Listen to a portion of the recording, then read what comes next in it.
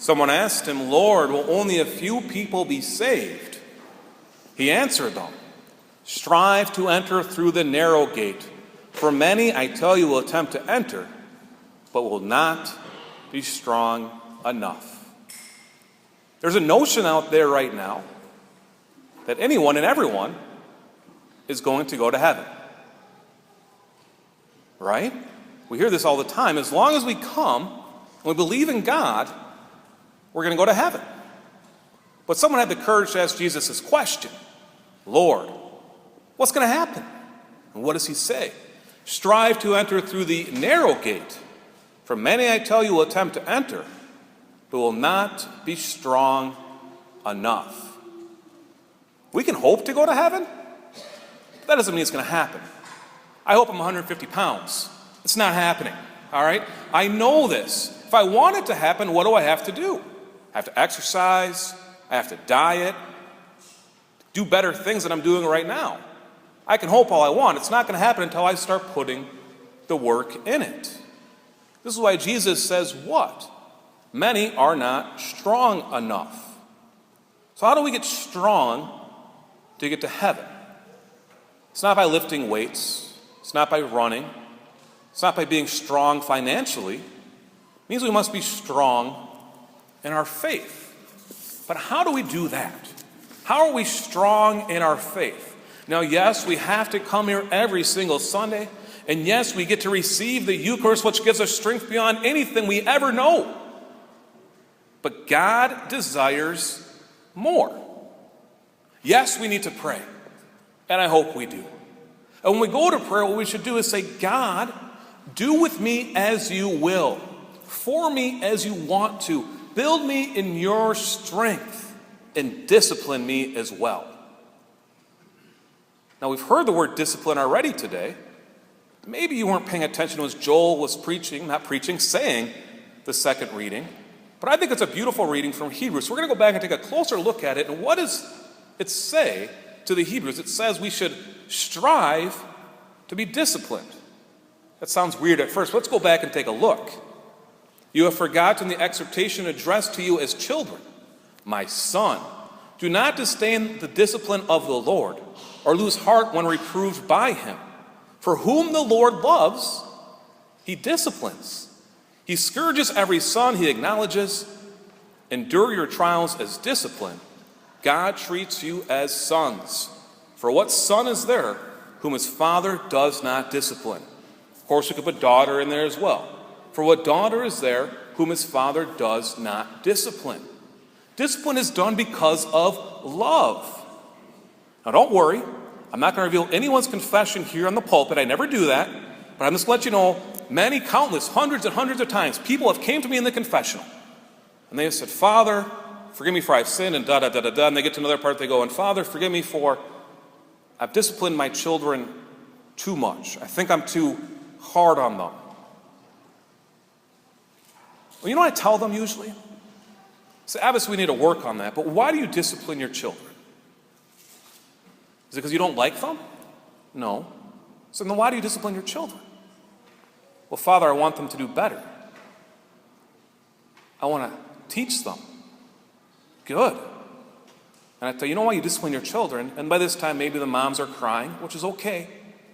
So you discipline your children because you love them, because you care.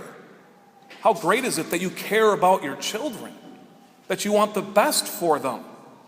We know there's parents out there right now that let their children do anything because they want to be their friends.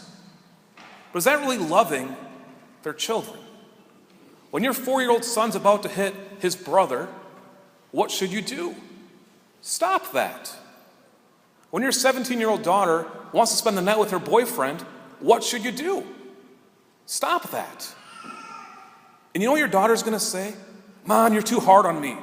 Mrs. So-and-so lets her daughter do it." And you go, "That's her choice. But I love you. And I don't want you to fall into any sin that may happen."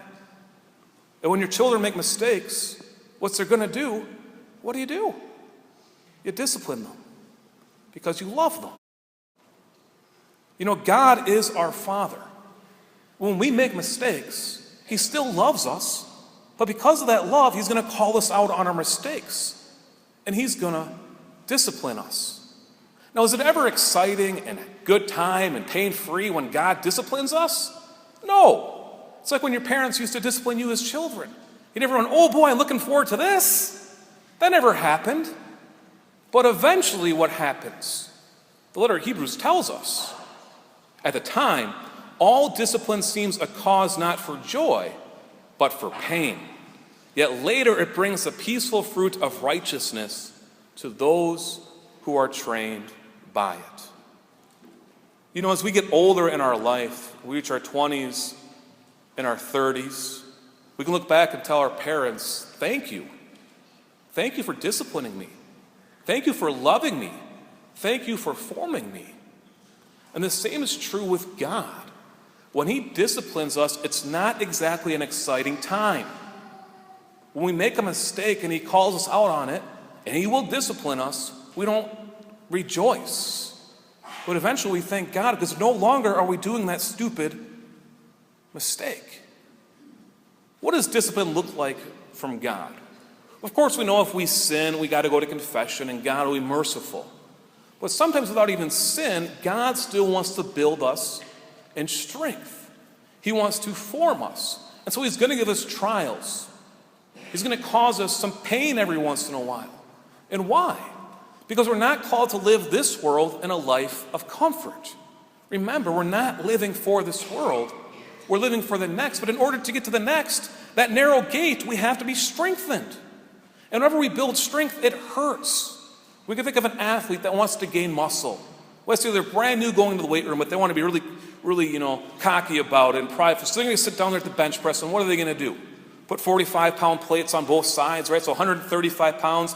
They're going to bench press. It look really, really cool. And then the next morning, they're going to wake up and go, I am really, really sore. And why? Why would they be sore? Because their muscles are at work. Now, if that same athlete continues to lift 135 pounds every single time, eventually the muscles are going to stop being built. Why? Because their muscles have kind of tapered off. But if you want to build more muscle, what do you have to do? Add more weight. And in the morning, if you've had a good workout, you will be sore. The same with God. When we let God form us in discipline, when we let him take away things from us that we really have attachments to, it hurts. When we take away the attachment to the money or to the internet or to cars or pride, whatever it may be, it's painful. It hurts. No one likes it. But that pain shows that something good is happening. We're letting God kind of treat us like a piece of clay and to form us into his sons and daughters. Of course, who is our perfect example? Jesus Christ is. And we know that he endured much trial and suffering, yes, on the cross, but even before that, followers abandoning him. We can look at John 6:51-58, and that great discourse on the Eucharist. But half his disciples leave him. And he looks at the disciples who remain and say, are you too going to leave me? That caused him pain. It hurt. Our friends are going to leave us sometimes because we're Catholic, because they're not going to agree with us. Money may be taken away from us. Trials may be brought on upon us. But what it is doing is building strength, and we should be rejoicing and telling the Lord, treat me as you will. Treat me as you wish. Form me. Build me in your strength. Let my faith be built in you and nothing else. And it will be painful, but it is worth it. Why? Because when we get to those pearly gates, we will have the strength to pass through the narrow gate. My brothers and sisters, if you are enduring a trial right now, smile. Go to God and say, bring it on. I'm ready for it. I know that you're with me. I know that you're treating me not because you hate me, but because you love me. And I desire your love before everything else. It's worth it. And maybe in this world we'll be the last. Maybe in this world we'll be the least. But what does the gospel say over and over again? For behold, some who are last will be first, and some who are first will be last. What do you want to be first in? This world? I hope not. Hopefully in the next world. But in order for that to happen, we must build our strength in God and in God alone, which will be painful, but will definitely be worth it.